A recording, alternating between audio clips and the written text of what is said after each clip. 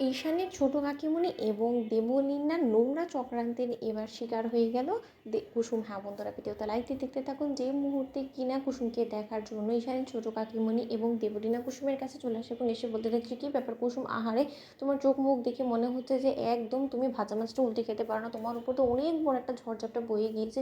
কিন্তু আসলে তো গল্পের উল্টো পিঠটা তো কেউ এখনো দেখেইনি। তুমি কি মনে করছো তোমার এই ধরিবাজি কুসুম আমরা কেউ বুঝি না? তোমারই আসলে রীতিমতো বিয়ের আগে যে অজয়ের সঙ্গে ফষ্টি করার এতটা শখ ছিল সেটা কেউ না ধরতে পারলে আমি ঠিকই বুঝতে পারছি। কারণ যেই তুমি দেখছো যে আমি বিয়ের আগে গাঙ্গুলি হাউসে এতবার করে আসা যাওয়া করছি, তেমনি তোমার মনে হলো যে না, তোমার আমার সঙ্গে কম্পিট করাটা প্রয়োজন এবং তার জন্যই তুমি হয়তো বা অজয়ের সঙ্গেও কিছুটা সময় একান্ত কাটানোর জন্য তুমি অজয়কে বলেছিলে এবং অজয় হয়তো বা বেচারা তোমার চাল বুঝতে পারেনি বিধায় ও হয়তো বা এরকম করে ফেসে গিয়েছে এবং হয়তো কি বেচারা আয়ুষের কাছে এতটা মারধর খেয়েছে। কারণ আমি তো খুব ভালো করেই জানি যে তোমার মনটা কতটা উড়ু উড়ু হয়ে গিয়েছে, তাই না? বিয়ের নাম শোনা মাত্র তো তোমার মনে রীতিমতো লাড্ডু ফুটছিল, তাই তো কুসুম? তার জন্যই তো অজয় তোমার গায়ে যখন হাত দিয়েছে তোমার এতটা ভালো লাগছিল। কিন্তু তুমি একটা কথা বলো তো, এই সকল সিক্রেট করে তুমি কী পেলে বলো তো?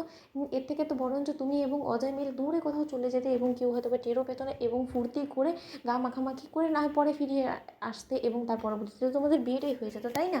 অন্যদিকে যখন ঈশানের ছোটো কাকিমণি বলতে থাকে যে আরে ধুর ছাই, ওর বিয়ের ইচ্ছা ধরেই ছিল, ওর ইচ্ছা ছিল ও অজয়কে ব্যবহার করবে এবং অজয়ের কপালে মিথ্যে তকমা লাগিয়ে অজয়কে সকলের সামনে খারাপ করে দিয়ে ও বিয়েটা ভেঙে দিবে। কিন্তু অজয়ের সঙ্গে ওর ঘনিষ্ঠ হওয়া তো হয়ে গেল, ওর তো প্রথমত অজয়কে চাহিদা ছিল, তাই না? অজয়কে কতক্ষণে ও কাছে পাবে সেটার জন্যই তো ও এতটা ডেসপারেট হয়ে রয়েছিল, সেটা তুমি বুঝতে পারছো না? অন্যদিকে যখন কুসুম বলতে থাকে যে বন্ধ করুন, এবার বন্ধ করুন, আপনাদেরকে এই সকল কথা বলতে একবার বিবেকে বাঁধে না? আপনারা না একজন নারী হয়ে আরেকজন নারীর অসম্মান অপমান কী করে আপনারা করতে পারেন বলুন তো? এবং ম্যাডাম, ছোটো ম্যাডাম, আপনি ভুলে যাবেন না আপনি কিন্তু গাঙ্গুলি পরিবারের বউ এবং সেই সূত্র ধরে আপনি এরকম কথাবার্তা বলবেন সেটা কিন্তু আমি কোনোদিনও ভাবতেও পারিনি এবং আমি আপনাকে যথেষ্ট পরিমাণে সম্মান করে শ্রদ্ধা করি, কিন্তু তাই বলে আপনি আমার মুখ খোলানোর একদম চেষ্টা করবেন না। অন্যদিকে যখন এখানে ছোটো কাকিমণি বলতে থাকে যে ও মা, মেয়ের চোপা দেখেছো, মেয়ের কথা শুনেছো? দেবলীনা, ওর জায়গাতে আমরা হলে এতক্ষণে আমরা বিষ খেয়ে হয়তো বা মরে যেতাম, কিন্তু এই মেয়ে তো দিব্যি সকলের সামনে মুখ গোমড়া করে এমন করে বসে আছে যেন ভাজা মাছটাও উঠে খেতে পারে না, যেমন এর মাঝখানে ও কোনো রকম কোনো কিছু বুঝতেই পারেনি। কিন্তু এখানে তো দেখো আমাদের সঙ্গে কীরকম করে ট্যাকাস ট্যাকাস করে কথা বলছে।